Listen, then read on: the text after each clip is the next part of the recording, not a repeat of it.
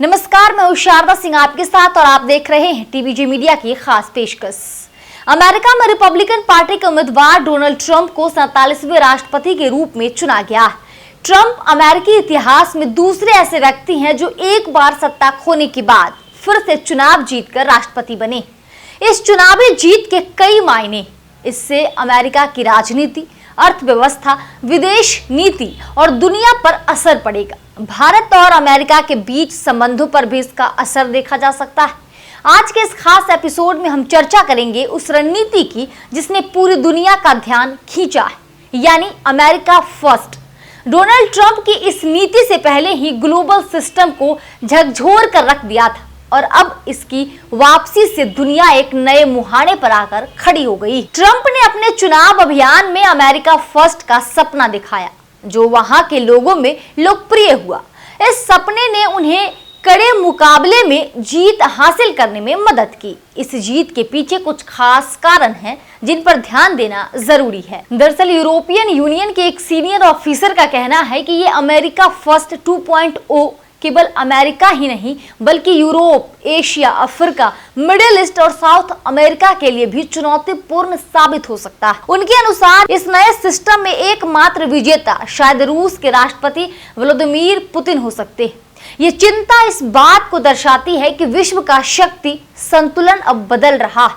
लंबे समय से अमेरिका और यूरोप का बाकी दुनिया पर दबदबा रहा है, लेकिन अब ब्राजील, मिस्र, इंडोनेशिया और साउथ अफ्रीका जैसे देश मिडिल पावर्स के रूप में उभर रहे हैं। ये देश अपनी अर्थव्यवस्थाओं को मजबूत कर रहे हैं और ग्लोबल प्लेटफॉर्म पर अपनी आवाज बुलंद कर रहे हैं।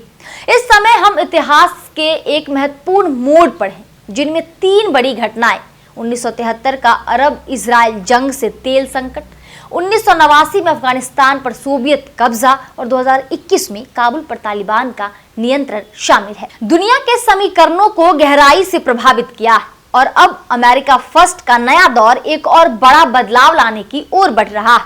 अब सवाल ये है कि क्या अमेरिका फर्स्ट के नारे से अमेरिका वाकई महान बन पाएगा?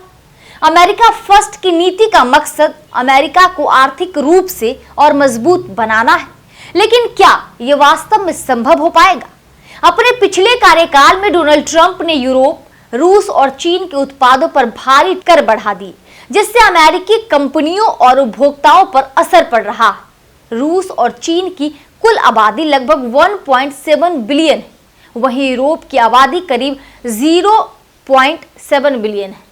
ये सभी देश अपनी जरूरतें खुद पूरी करने में सक्षम होते जा रहे हैं और अब ये देश एशिया, अफ्रीका और मिडिल ईस्ट में अपने उत्पादों का निर्यात कर रहे हैं। पश्चिम एशिया में ट्रंप की नीतियों की बात करें तो वो पहले से ही इजराइल और सऊदी अरब के समर्थन में रहे। उनके फिर से राष्ट्रपति बनने पर ईरान के प्रति और कड़ा रुख अपनाने की संभावना है, जो इजराइल के प्रधानमंत्री बेंजामिन नेतन्याहू के मौजूदा नजरिए के अनुरूप होगा। इजराइल ईरान समर्थित संगठनों जैसे हमास, हिजबुल्लाह और हूती पर काबू और ईरान की ताकत को कमजोर करने की प्राथमिकता रखते हैं। ट्रंप की जीत नेतन्याहू को इन लक्ष्यों को लेकर और अधिक सक्रिय कदम उठाने के लिए प्रेरित कर सकती है। रूस के राष्ट्रपति पुतिन के प्रति ट्रंप का समर्थन भी इससे मजबूत हो सकता है, विशेष रूप से तब जब पुतिन यूक्रेन युद्ध में ईरानी मदद पर निर्भर है। चीन के साथ अमेरिका के संबंधों में भी इसका असर देखने को मिल सकता है। बाइडेन प्रशासन ने कई मामलों में ट्रंप की पिछली नीतियों को जारी रखा है और दूसरे कार्यकाल में ट्रंप इन नीतियों को और आक्रामक बना सकते हैं। इस बार वो आयात शुल्क बढ़ाने और चीन को निशाना बनाने के लिए कड़े आर्थिक कदम उठाने पर जोर दे सकते हैं। साथ ही राष्ट्रपति शी जिनपिंग के साथ व्यवहारिक समझौतों के लिए खुले रह सकते हैं। अब सवाल उठता है कि क्या अंतर्राष्ट्रीय संबंधों में नए युग की शुरुआत है? दुनिया एक नई दिशा में जा रही है। रूस और चीन का प्रभाव लगातार बढ़ रहा है और वो अमेरिका की जगह अंतर्राष्ट्रीय संबंधों में एक नई धुरी बनाते जा रहे हैं। उदाहरण के लिए ब्राजील, साउथ अफ्रीका और मिडिल ईस्ट में सऊदी अरब जैसी शक्तियां अपनी जगह बना रही हैं। ये सभी देश अफ्रीका और एशिया जैसे क्षेत्रों में अपने उत्पादों का निर्यात कर रहे हैं और घरेलू अर्थव्यवस्थाओं का नया जीवन दे रहे हैं। अब बड़ा सवाल ये है कि क्या बाकी दुनिया को अमेरिका को बाकी दुनिया की उतनी ही जरूरत है जितनी कभी पहले थी। आज की दुनिया में ग्लोबल पावर्स के समीकरण बहुत तेजी से बदल रहे हैं। डोनाल्ड ट्रंप का अमेरिका फर्स्ट का नारा भले ही घरेलू राजनीति में कारगर हो, लेकिन क्या इससे वाकई अमेरिका अंतर्राष्ट्रीय स्तर पर फिर से सर्वेसर्वा बन पाएगा? अगर आपको यह विश्लेषण पसंद आया हो तो हमारे चैनल को सब्सक्राइब करें और अपने दोस्तों के साथ इस जानकारी को शेयर करें। ऐसे ही अंतर्राष्ट्रीय मुद्दों और रीजनल और विस्तृत चर्चा के लिए जुड़े रहिए टीवीजी मीडिया के साथ। धन्यवाद।